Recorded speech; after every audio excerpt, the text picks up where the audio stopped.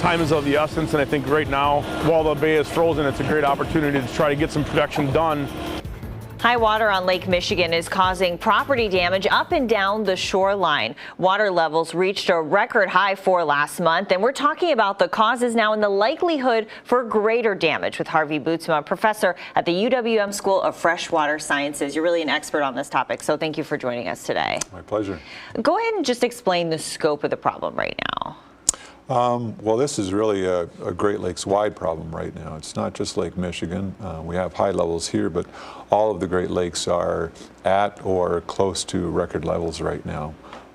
So it's very widespread, all the way from Duluth down to Montreal. And I understand that this could get worse in the spring even.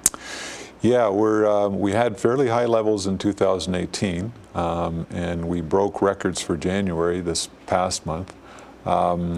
But right now we're at a foot higher than we were a year ago this time. So normally the lakes go down in the fall and the winter, and then they start rising again in the spring and the summer once you get snow melt in the spring and more rain in the spring and summer. So we expect they will start rising this spring, but they've got a head start this year. We're already a foot higher than we were last year at this time. So if we have a normal spring and summer, then we're probably going to be higher this summer than we were last summer. Is this the type of thing that will get worse before it gets better? What do we know about the long run? Right. Well, as I said, we expect it will get worse this year. We're probably going to be higher levels in 2020 than we were in 2019.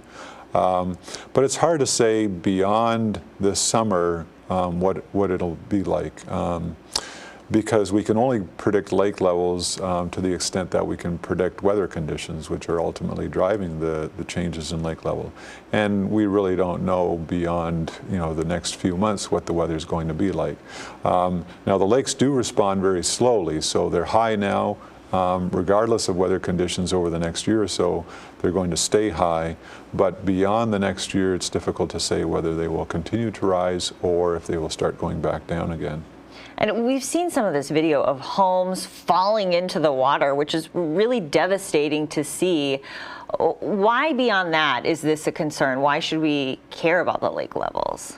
Yeah, you're right. The main impact is for people living right on the lake shore.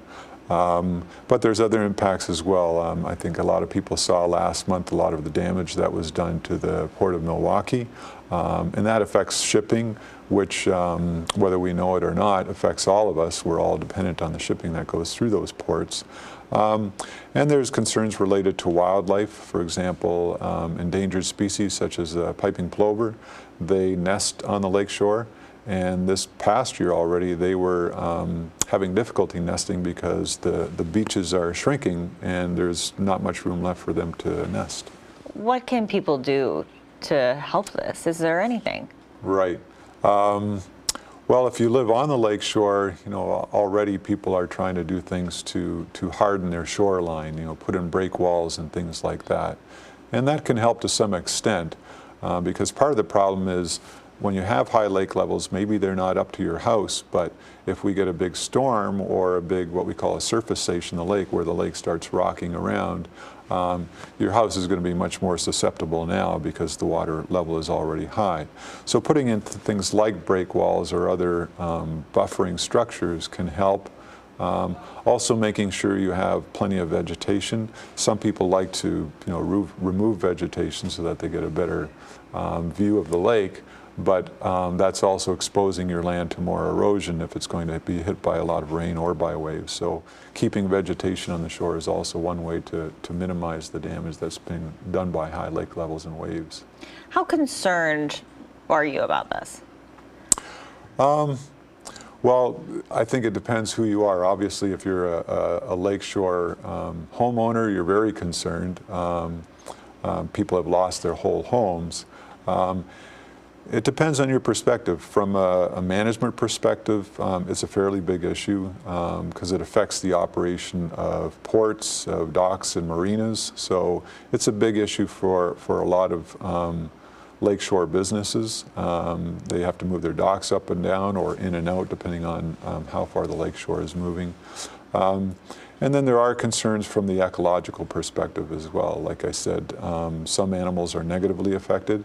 At the same time, there are other aspects of the ecosystem that actually benefit a bit from fluctuating lake levels. For example, new wetlands are created, which can create new spawning grounds for fish, so that can be a positive. And actually this last year, we do a lot of work on nuisance algae growth in Lake Michigan, and that was relatively low this last year, partly because of the rising water levels. Okay. We appreciate your expertise on this. My pleasure. Next, a milestone for Milwaukee's streetcar.